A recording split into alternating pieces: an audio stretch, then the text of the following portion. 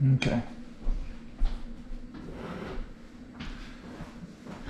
And we're back. This is Hook and Ladder. This is the 2022 season edition. We're going to talk about the portal today and maybe some NIL stuff at the end. But first video of the new season. First video of the new season. Yeah. Took quite a long hiatus during the talking season. Yeah, a lot of things going on. Working on some projects. He moved, so things have been kind of crazy around these parts. But anyway, let's get started. Number one guy on the transfer portal this year was Caleb Williams. Out of Oklahoma, transferred to USC, and I expect big things from USC this year with some of the guys they got coming in. Lincoln bringing Caleb Williams with him. I don't think when he decided to put his name in the transfer portal, I don't think anybody honestly thought that he wouldn't go to USC. I mean, there was some other teams, in the mix, but I mean, come on, let's be real. He was always going to go follow Lincoln to USC, and just like number two, the wide receiver from Pitt. Jordan Addison, Lincoln is bringing the guys. He knew what he needed. Mm-hmm. Recruited very well this class that's currently on campus now.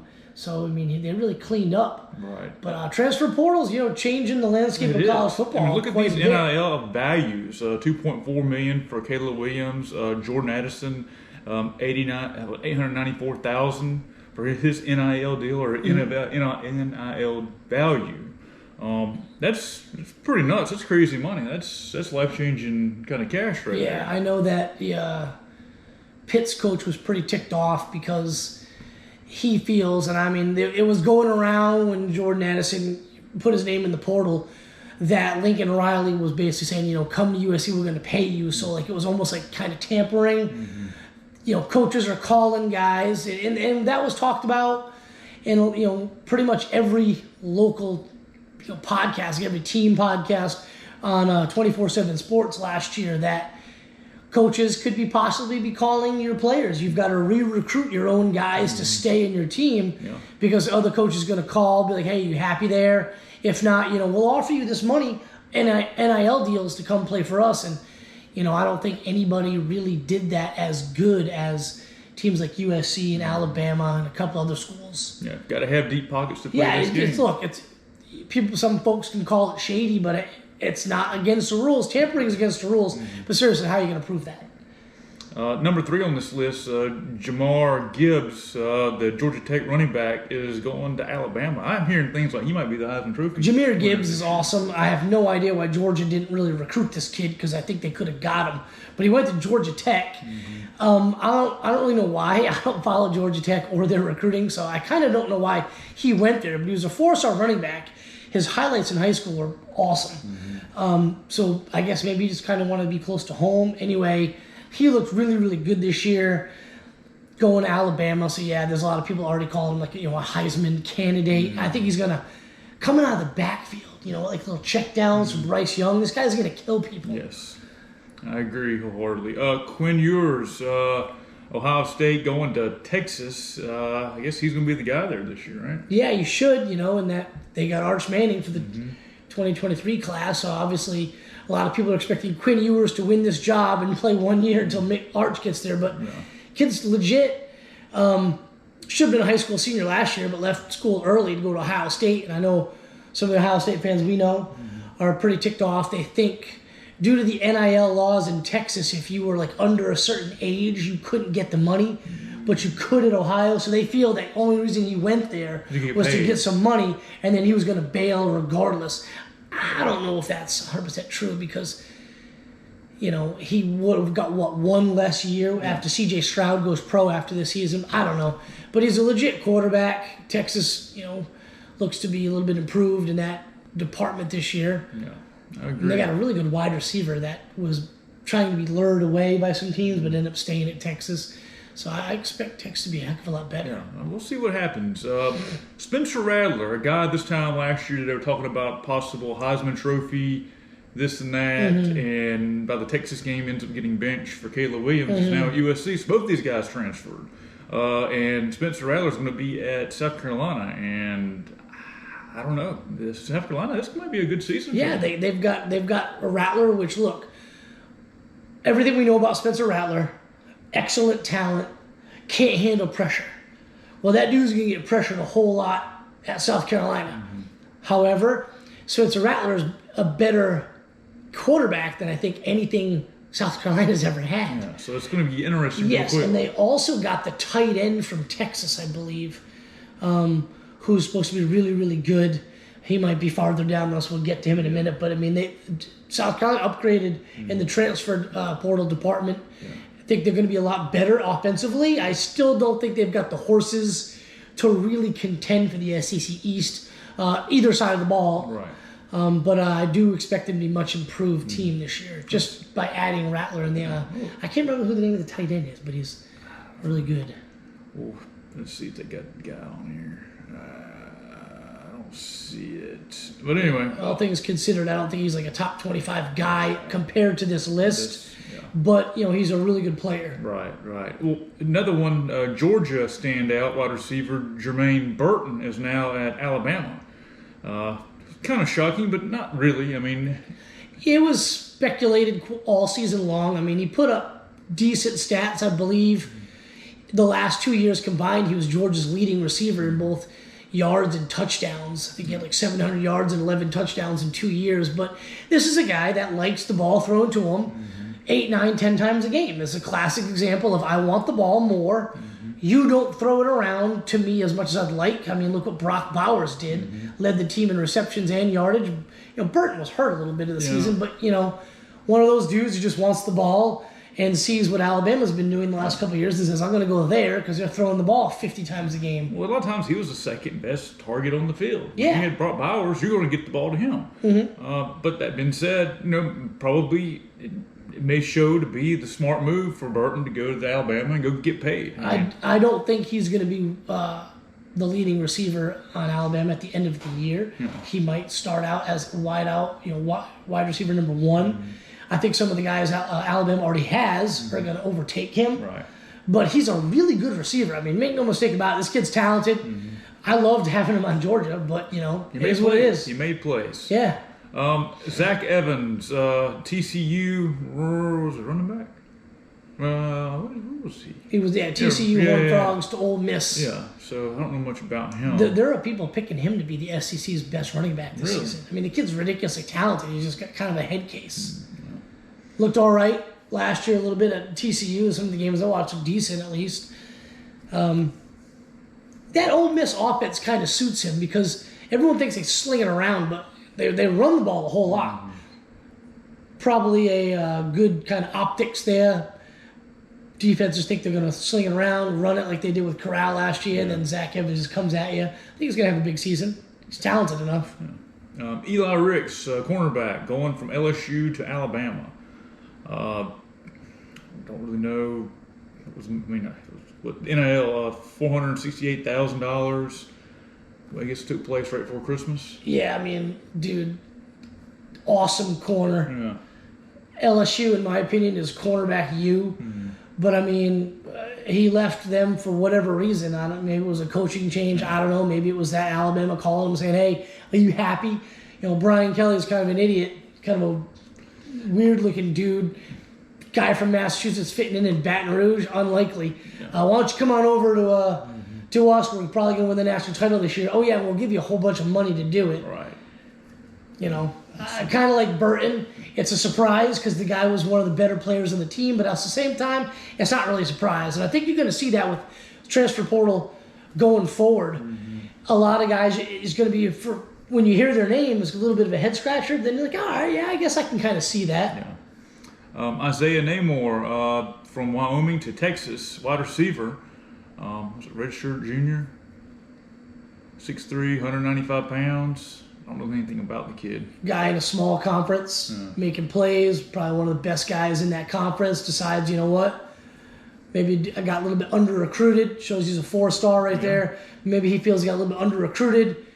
Overlooked by some of the bigger programs. Goes to Wyoming, shows out, and then he gets an opportunity to jump ship and go to a major program and show what he's got for the NFL. Smart move by the kid. Yeah, I guess these stars here, like he came out as a 3-star, and then I guess now he's a 4-star. Okay. I think that's I was wondering why there was like 2 groups. Yeah, that makes sense. Initial parent grouping, he was a 3-star, ends up going to Wyoming, and then probably gets 2 inches taller during the recruiting period. boom, next thing you know, he's a star in Wyoming. Jackson Dart, quarterback, South Carolina, USC going to Ole Miss. Let's see. From what I heard, he was not playing so well during spring. But see, USC had a couple of QBs bail when Caleb Williams jumped on, or maybe around that time. Right. He's pretty good. I don't know. I mean, he, like I said, I kind of, when I heard his name, I was like, we watched the Sugar Bowl when Corral went down. They looked like crap. So I kind of figured this guy would probably jump in, but from what I heard online, he didn't do well during spring. So, you never know what's going to happen in fall camp. I mean, we got, 30 days before the yeah, season it's 30 days to get himself right. Less than 30 days, really. I mean, into August, we're August 1st is tomorrow, so things are getting serious out there. Who's this kid? Jahleel Billingsley, tight end for Bama, going to Texas. If you can kind of see here, we're at number 11. You kind of see a theme with USC, Texas, Alabama, and Ole Miss. All four of those teams with two guys here. Right. Really good tight end, probably. He was the guy that was on Saban's shit list, and probably why he ended up transferring. Because I think he played a whole lot in the national championship game. Yeah.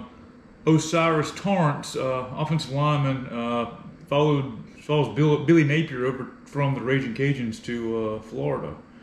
So, offensive lineman, don't really know much about them. They're just big and they block people.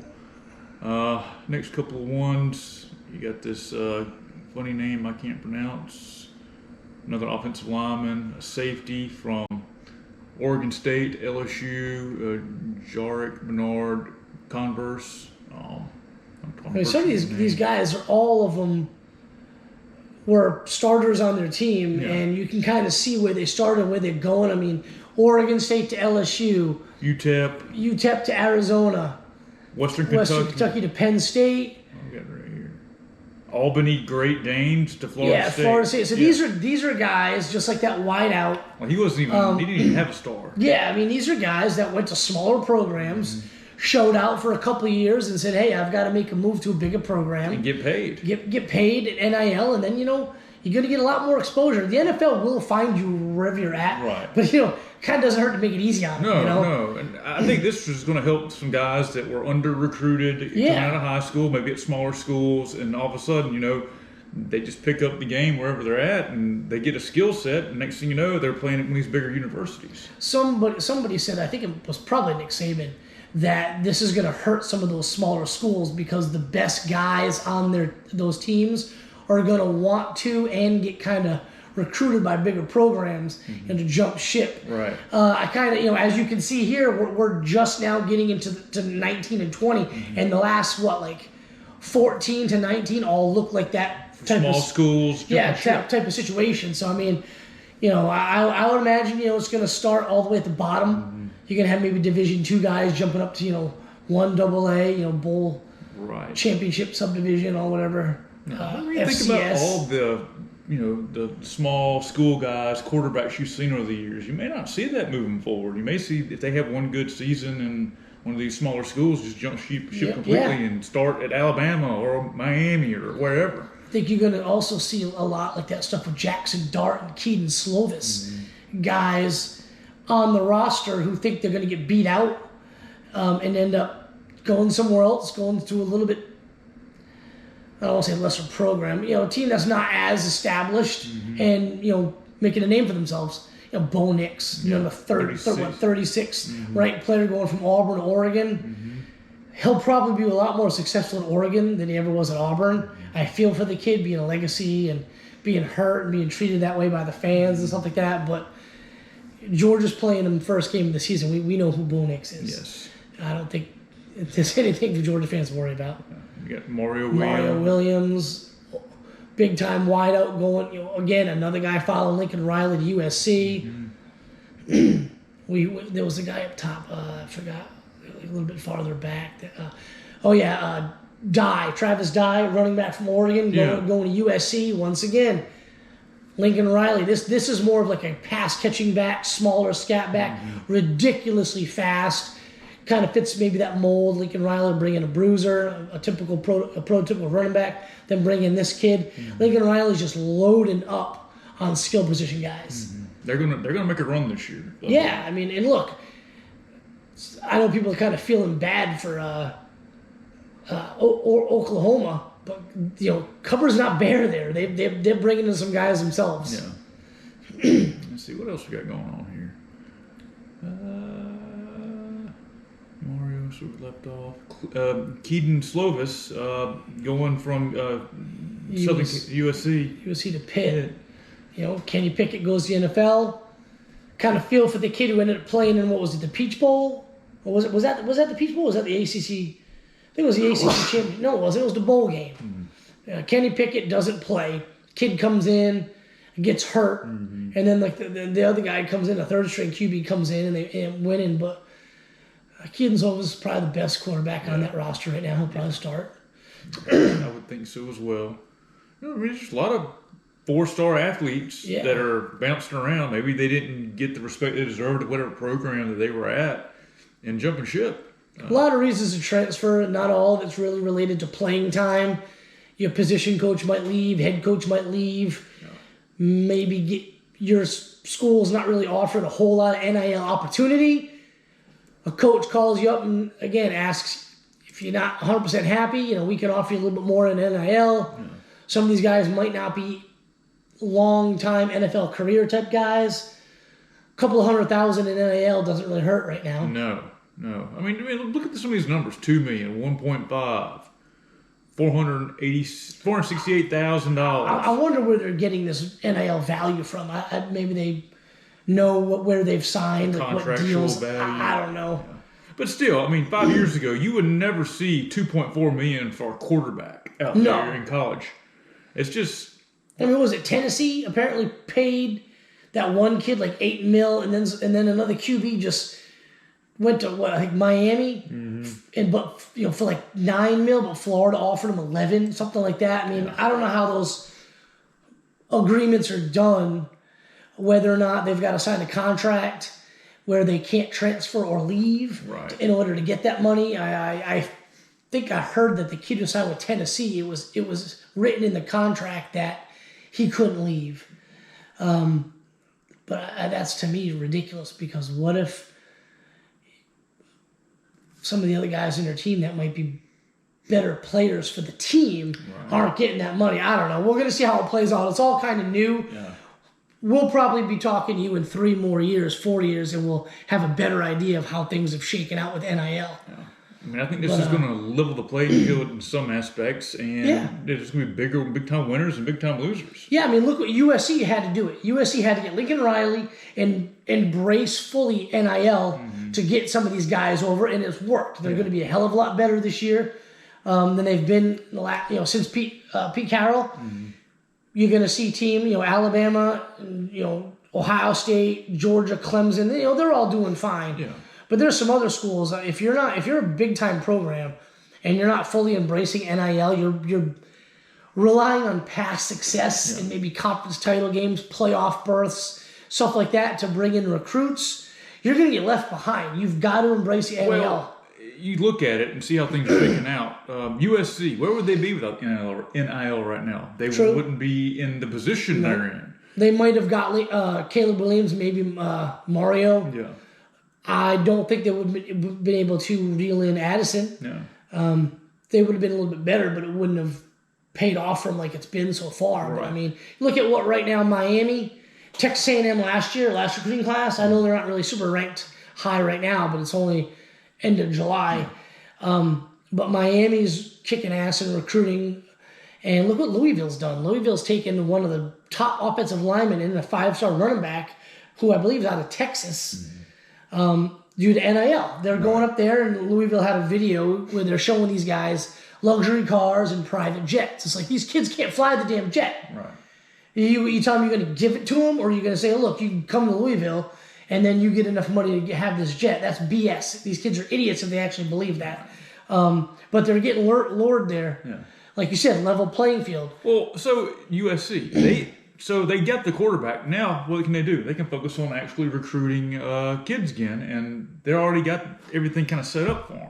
Yeah, they've already got that QB in this class, who I think is a 5-star. It's going to help their recruiting overall, because when you barely stay in the top 25, it's hard to recruit. But if you're constantly in the top 5, top 10, and you're getting 2 or 3 guys to the NIL each year, it's going to make recruiting a heck of a lot easier there. There's a handful of guys that people I trust. When you're on the message boards, like you pay for it, and like the insider guys or whatever, and some other YouTube shows and podcasts I listen to, and they tell you straight up, like, there's a handful of guys who have spurned one school that they really liked to go to another one because of NIL. That's not every guy is going to be like that, but it's going to help teams get a better player, maybe 1 or 2 guys a class.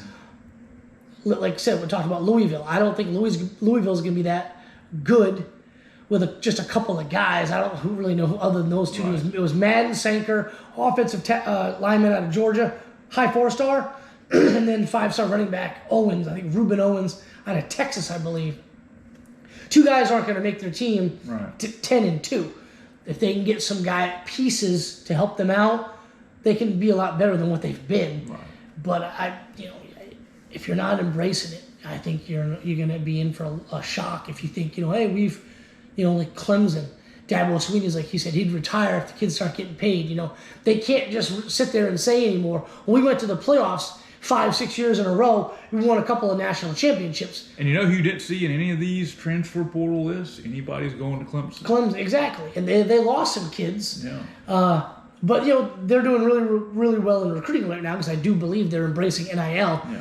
But, you got a kid that's a 5-star wide receiver from Miami, Florida, and every school wants him. And you can say, okay, we're Clemson. We won 2 national championships. We've been to 3, and we've been to the playoffs 6 years in a row. This is what we can offer you. Well, what happens if Miami or Florida State or Alabama says, okay, come here? Clemson's great. They proven success. Right. But we'll offer you $10 million to come play for us. So some of these kids, that's tough to say no to. Yeah. So you really, I honestly believe you got to embrace NIL to really kind of get that recruiting class in the top 10 this year, top 8, I guess. It's a brave new world out there. Yeah, it's different. Like I said, we'll be sitting here in 3-4 years kind of talking about who was right, who was wrong with their NIL predictions, how it was going to go, are they going to end up making changes? A lot of coaches want to make changes. Mm-hmm. Nick Saban said it at SEC Media Days, and he's like, look, we're one of the haves. We can pay these kids in NIL, but it is not a good idea, and it's going to hurt other programs. And I think you're going to see schools struggle to get guys if you're not doing it right. I'd like to see some of the teams that typically fall between 20 and 35, if any of them are other than Louisville, if any of them are jumping up in recruiting rankings. Mm-hmm. And I don't want to see it now. I'd like to wait kind of towards the end of the cycle to see if any new teams are jumping in due to NIL. How is this going to benefit some of these other programs? Is there going to be a rising tide that we haven't seen in a while? Maybe Nebraska, Miami.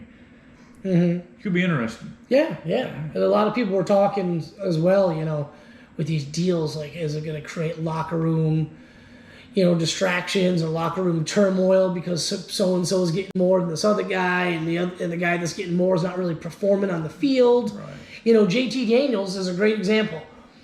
If you watch the show Year of the Dog, beginning of the show, they're showing JT Daniels talk about his big NIL deal before they even start playing the damn games. And he's like, well, I'm going to split it up. He's like, I want to give it to all you guys. The more we win, the more I get, the more you get. Hmm. Well, JT Daniels played 3 freaking games for Georgia last year. And that dude still got paid. But how are you like it if you're a sponsor or a booster who's like, I'm going to pay Terry Pike, $300,000 this year, and dude's riding pine. I'm totally cool with that. Anybody want to pay me $300,000 to sit the bench? I'll do that every day of the week. Yeah, just like, some dude making 8 tackles, inside linebacker making 8-9 tackles a game that worked his way up for 3 years and never really was a starter, is not really getting much in NIL, and then some guy comes in, he's making $3 million and isn't even playing. This might tick him off. I don't know, but like I said it twice already today. We'll figure this out, and we'll be talking about it again in a couple of years. Who was right, who was wrong, and what changes were eventually made.